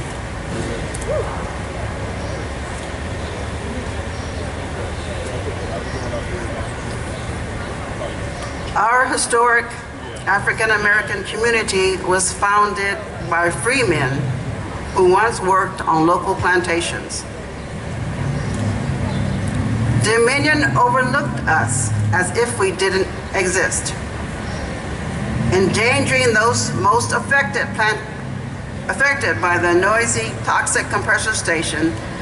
This project will unfairly jeopardize our air, our water, our health, and our lives and our safety. Like I said, I have a great concern for our air and water. We won't be able to go outside because of the air and noise pollution. And we can't be guaranteed that the pipelines won't leak. That was one of the first questions I asked when we started going to the meetings. I said, can you guarantee me 100% that the pipelines will not leak? And their answer was no.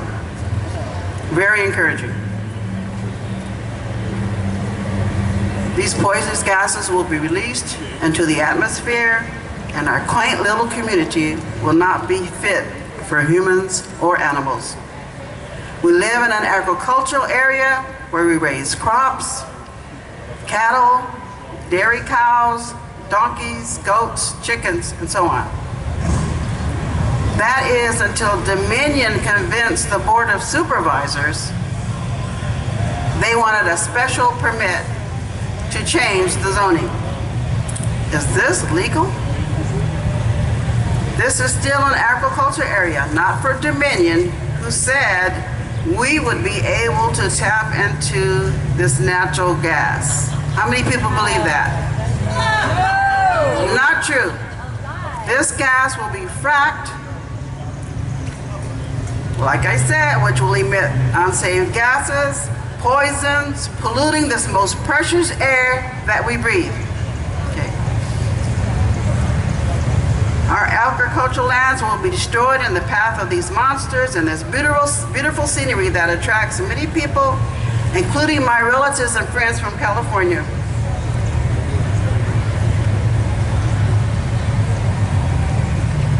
It will be in jeopardy. So, I'm running out of time here. My husband and I, we want to live out our golden years here in this beautiful, serene area where we can sit outside and breathe in the clean air and be able to look up at the dark sky at night and see the beautiful stars that the Lord has provided for us to look at, as well as a beautiful moon. God put us here to be good stewards of this beautiful land. We are to take care of it, not pollute it.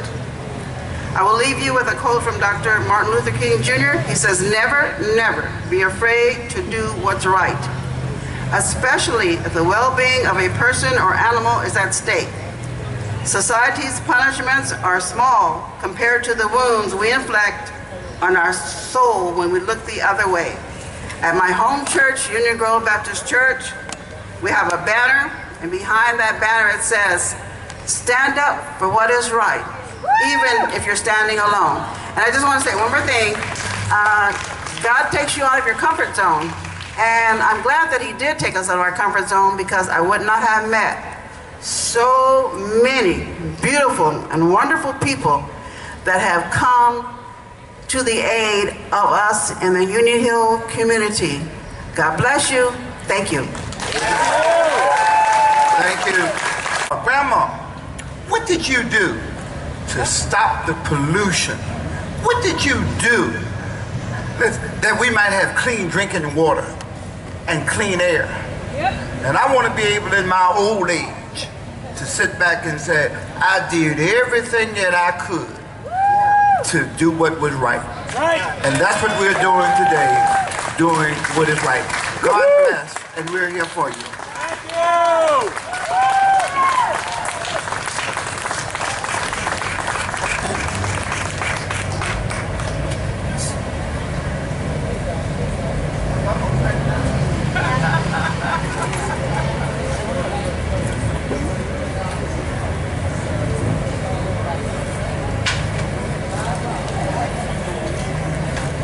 Y'all still with us out there?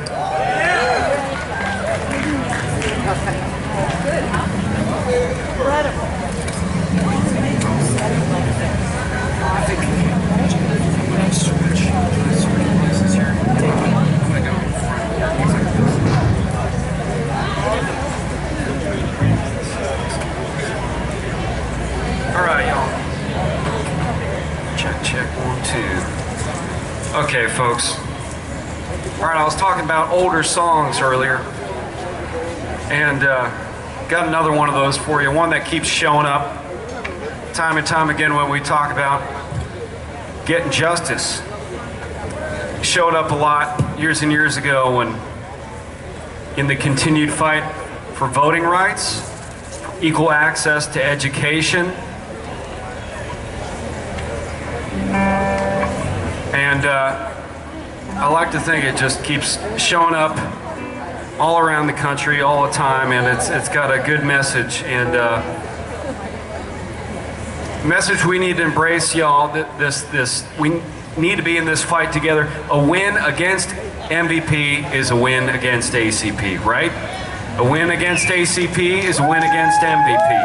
If we're going to kill these black snakes, we got to kill them together.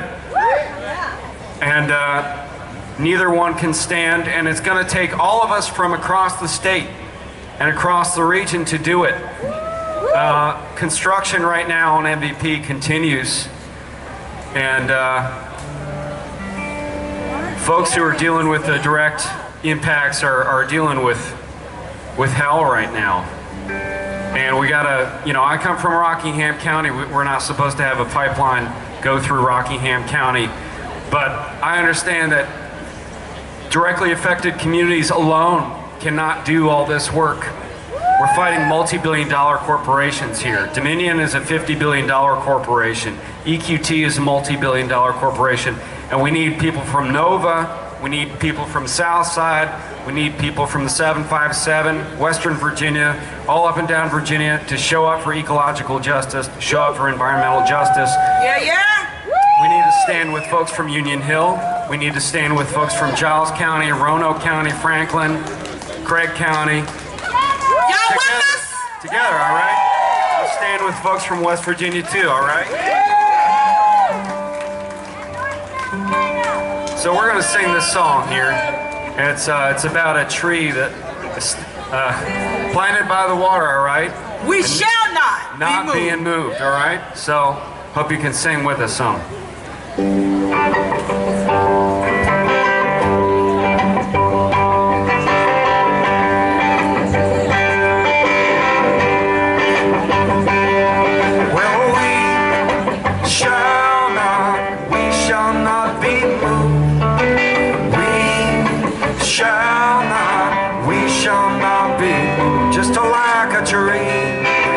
Planted by the water, we shall not be moved. Well, when our burden's heavy, we shall not be moved. When our burden's heavy, we shall not be moved. Just like a tree that's planted by the water.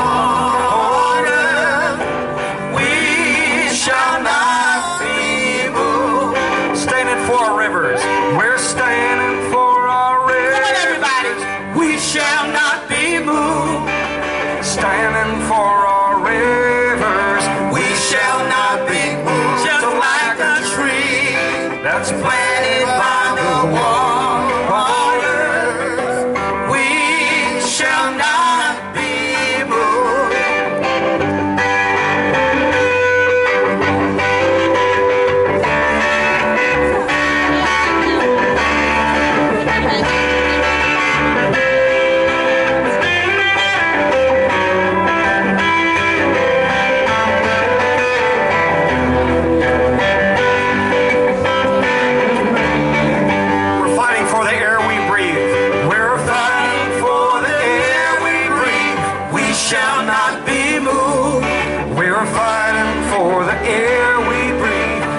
Shall not be moved, just like a tree that's planted by the water. We shall not be moved. Fighting for our mountains, we're fighting for our mountains. We shall not be moved. Fighting for our mountains. Are you fighting? We shall not be moved, just like a tree that's planted by the water. We shall not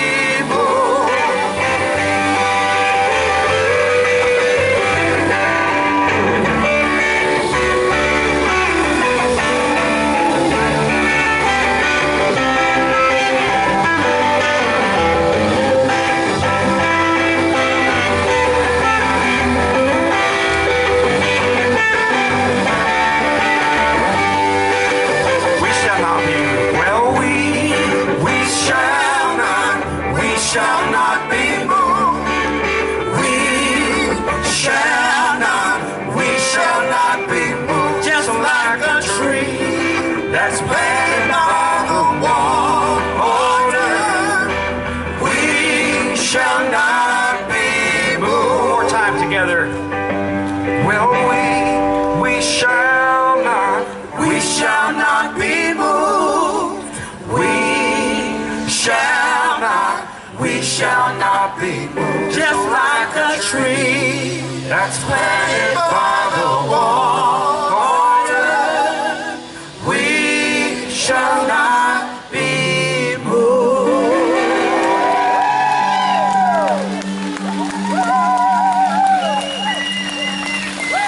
And just as we're planted like a tree by the water, we shall not be moved.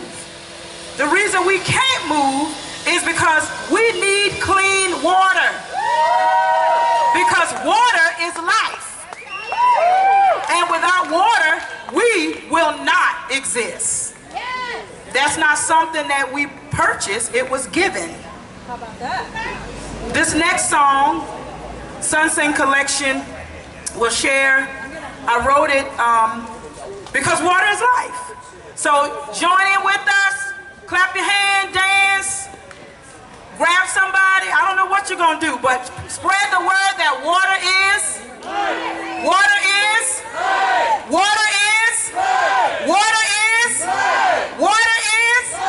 And as we're celebrating, knowing that water is life, you see that puppet over there? She's dancing because water is.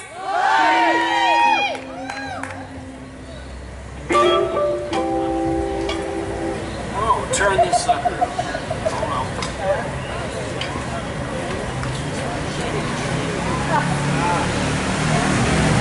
Just turn it up a little bit here. We want Mark Herring to hear us, right?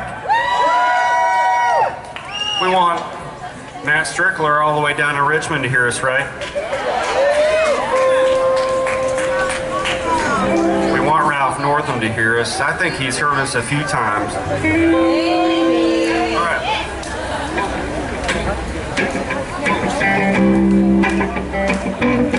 Chaos in heaven, water's ruin.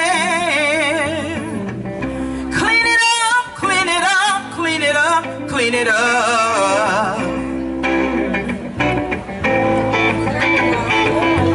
The pipeline set us up for a fatal catastrophe. We're taken to the streets, begging to stop this, please. Pipeline compared to lifeline, no comparisons indeed. Pipeline compared to lifeline, all because of corporate greed. Water is life, clean water. Water is life, a human right. Water is life, we can't drink money. Water is life, clean water. Water is life, a human right. Water is life, we can't drink money. Indigenous tribes standing tall. My brothers, my sisters, we won't fall. We're in this together till the end. So we keep moving forward because we will win. Check again. Indigenous tribes standing tall. My brothers, my sisters, we won't fall. We're in this together till the end. So we keep moving forward because we will win. So what we gonna do? Clean it up. Clean it up. Clean it up. Clean it up. Clean it up. Clean it up. Clean it up. Clean it up. Ah, water is life, clean water. Water is life, a human right. Water is life, we can't drink money.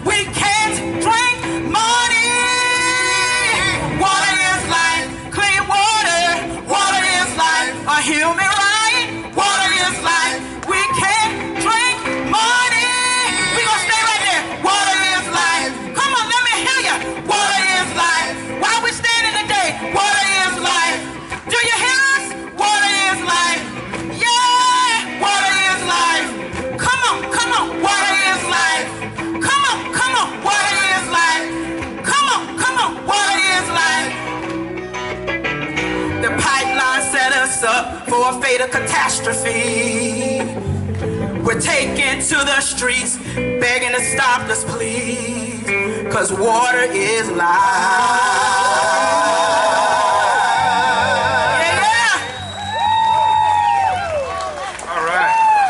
That's the truth right there.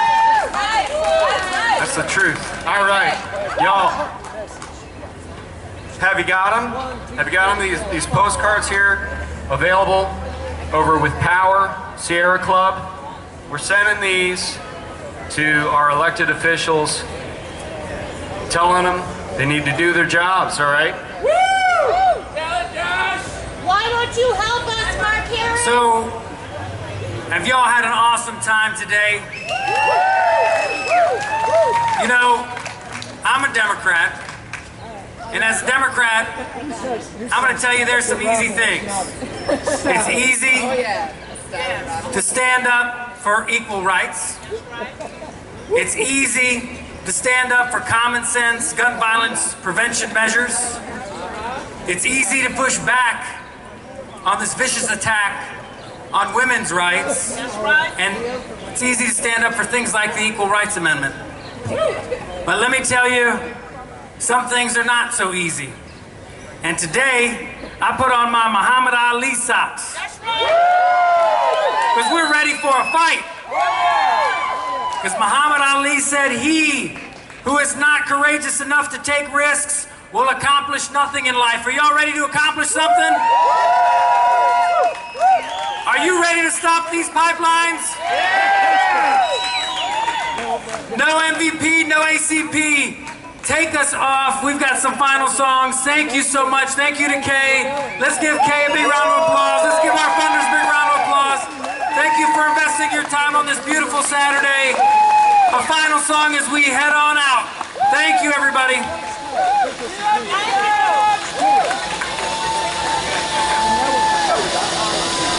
Hello, everyone. I'm Trish. I'm from Radford, Virginia, and I'm a mother. And my daughter Daphne is right down here, and I've been fighting these pipelines for a few years for her life. I just wanted to invite anyone that is willing. I'm going to go down and I'm going to deliver my personal letter, my personal plea to Mark Herring to keep his word to me. Yes. He gave me his word, and he has not kept it. And I invite anyone here that would like to join us, me and my daughter, in going and putting this on his mailbox. I invite you to follow us down so we can deliver this to him at his door. Thank you.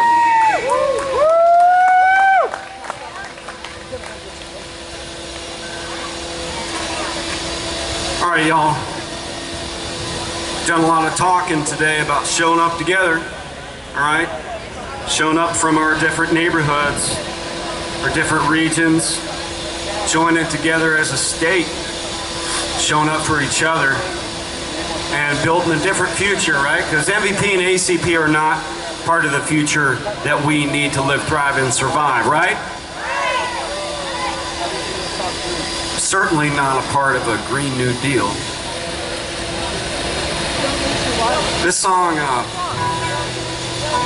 wrote a song about showing up. And I'd like to dedicate it especially to landowners fighting the Mountain Valley Pipeline in Southwest Virginia and West Virginia. And also dedicated to those who are showing up in trees, showing up blocking down to construction equipment. And I think some lyrics are floating around there in the audience on some little sheets. And why are y'all hanging back there? Come on and join us, right? We're talking about being together, joining up, standing next to each other, standing behind affected communities. So let's be together for this one.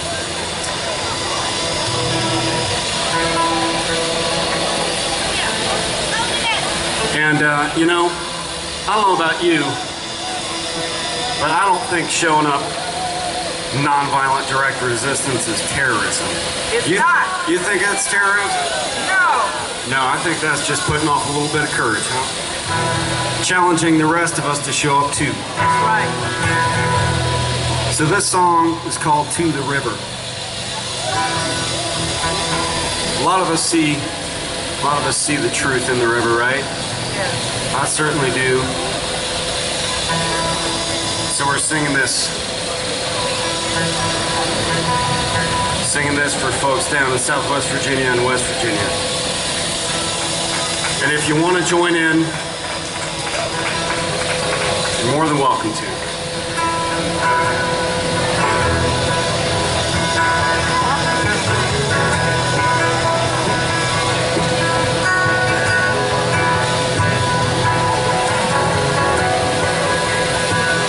I'll take you to the river, tell you what I see.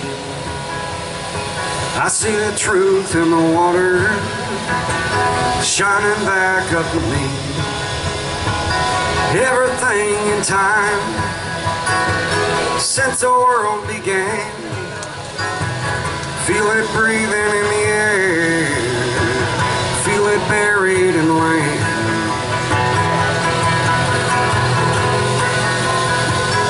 I'll take you to the river, tell you what I hear. I hear the thunder in the distance, I hear the river say a prayer. Here come that company man, here come that big machine, here come the murder of the mountain, here come the in-between. I'll take you to the river, I'll take you to the truth. Every life in the water running through you. What are you gonna hold to? What are you gonna do? I'll take you to the river, I'll take you to the truth.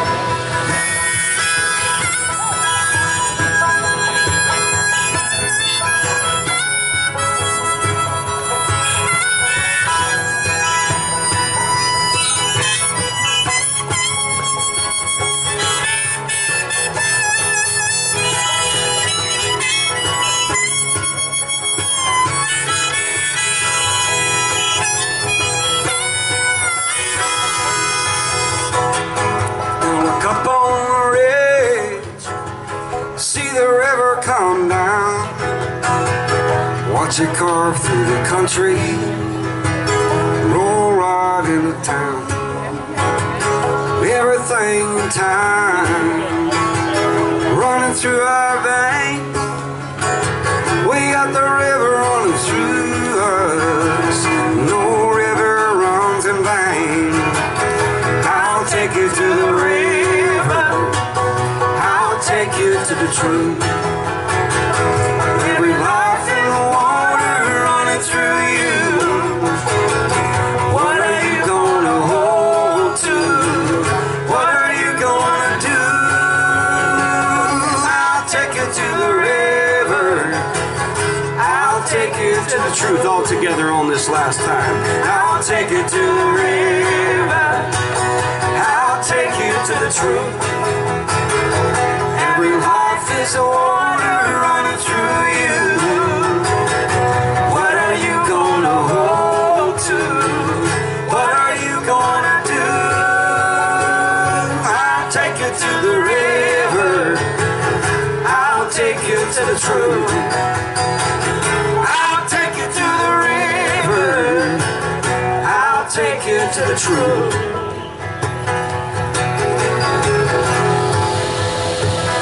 I'll take you to the river, tell you what I hear. Tell you what I hear. I hear the thunder in the distance, I hear the river say a prayer.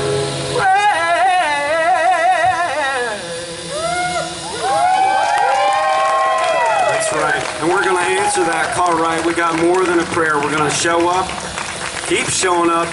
Many people standing here right now have been showing up for years. We're just going to keep doing it until we win, right? We win! I want you to repeat after me. We will. We will win. We will win! I believe. I believe. I believe that we I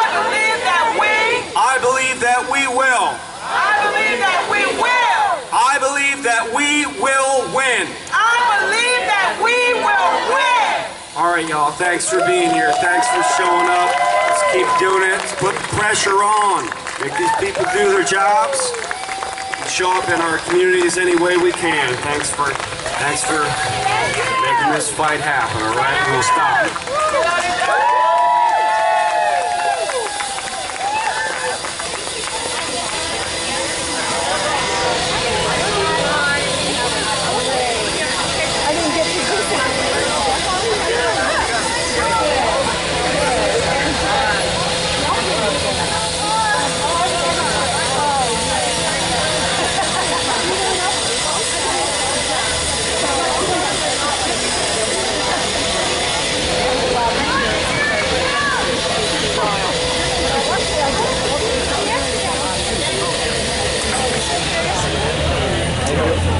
You guys want to go take a pause? You got